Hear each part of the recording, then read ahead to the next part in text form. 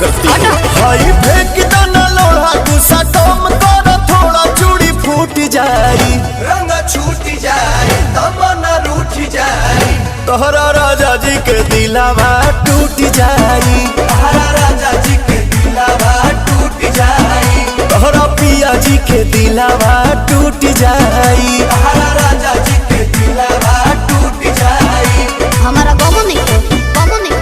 बाबू नहीं